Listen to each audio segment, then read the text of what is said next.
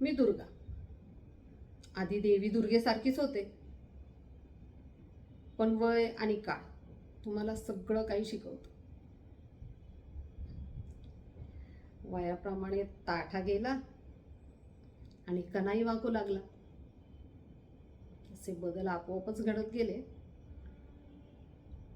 पण आमची थोरली सवत कृष्णाबाई मला नेहमी सांगायची, पण तेव्हा वळलं नाही. आता जेव्हा 50शीत उलटली तेव्हा हळूहळू सगळं उगायला लागलं. पाण्याचा लोंढा वाढला की आपलं लवाळ्यासारखं खाली मान घालून बसायचं आणि दबाव कमी झाला की उठून उभं राहायचं.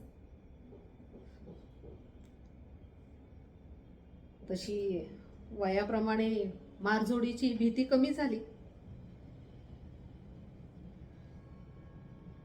ते म्हणतात ना, माणूस कोडगा होतो, तसंच काहीतरी. घटकाभर रडू आलं की रडून घ्यायचं, अगदी मोकळेपणाने, डोळ्यात आणि मनात काहीही शिल्लक न ठेवता. मकईच्या कणसाला जेवढं मोल असतं ना, तेवढं सुद्धा मोल आमचे यजमान या 2 पायावर उभ्या असलेल्या बाई माणसाला देत नाहीत. तिथं उत्साहाने जगायचं तरी कसं हो?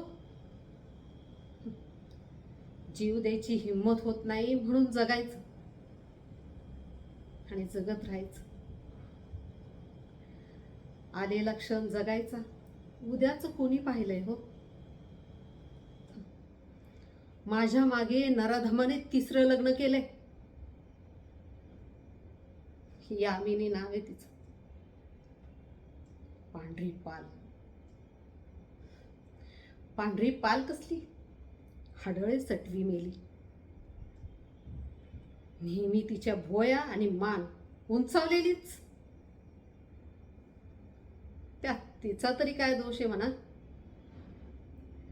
तारुण्याचा लावा आहे तो. ताठ्यावरच डोलायचा.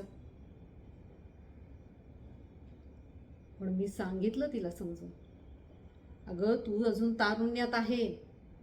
28व्या वर्षी गंधर्व सुद्धा शरीराला सोडून निघून जातो. तिथं तुझी काय गत ग? तुझी पण अवस्था माझ्यासारखीच होणार आहे.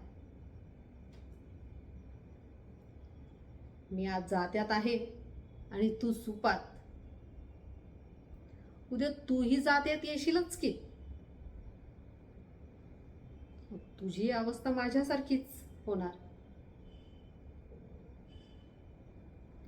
पण तुम्हाला म्हणून सांगते हो, या पांढऱ्या पालीचा भाऊ दामू आमच्या यजमानांसमोर,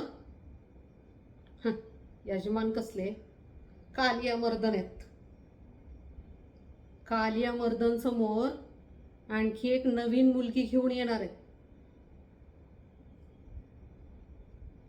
घेऊन येणार आहेत काय, एका नव्या मुलीचा बळी देणार आहेत. पण माझे काने तिखट आहेत हो. हे माझ्या कानावर जे पडलंय ते जर प्रत्यक्षात घडणार असेल ना, मी काय करेन ते सांगू शकत नाही.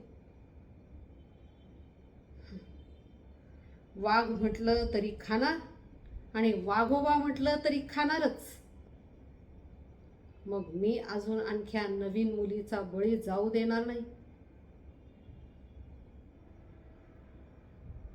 मला जिवंत ठेवण्यामागं देवाचं काहीतरी प्रयोजन असेलच की. हो ना? धन्यवाद.